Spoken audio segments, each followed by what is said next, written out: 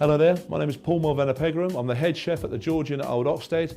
I'm going to show you how to make a beautiful rustic salmon quiche. The first thing to do is to actually blind bake the pastry. It's a short crust pastry that you're going to be using.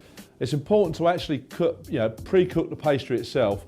Otherwise, when you put the mixture in there, the pastry is not going to cook and it's just going to be like a soggy mess. The first thing to do is just to roll out the pastry, to put it into the dish itself, making sure you've greased the dish first, and then cut off the excess pastry. And now I'm going to put some greaseproof paper in there. I'm going to put some rice in there to blind bake it with, so this actually keeps the quiche base all nicely and tight in there. It's not going to shrink too much and it's not going to collapse in on itself. So now I'm going to pop that in a hot oven for about half an hour. Being careful not to let the pastry burn, so it pays just to check on it every now and again. So now I'm going to take the pastry cases out of the oven, put them on the side and let them cool down before I take the actual parchment paper and the rice out of there. Make sure, please, you let it cool down first. While that is cooling, I'm actually now going to make the filling for the quiche.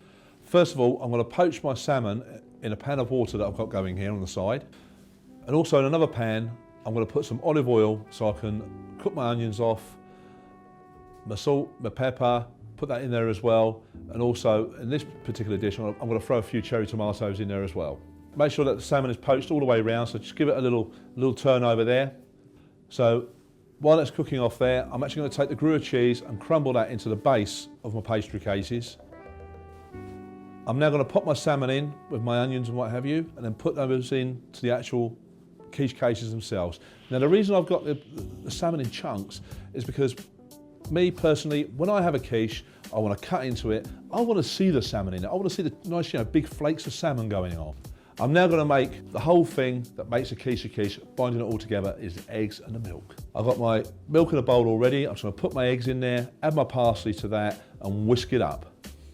Pour that into each one of the quiche cases, then pop them in the oven for 25 to 30 minutes until they're actually firm to the touch. So my quiches are now ready. I'm going to take them out of the oven and serve them up. They're going to be delicious with a lovely summer salad, with minted peas, new potatoes, and a salmon quiche. The beauty of this, you can have it hot, you can have it cold. It's just as delicious either way.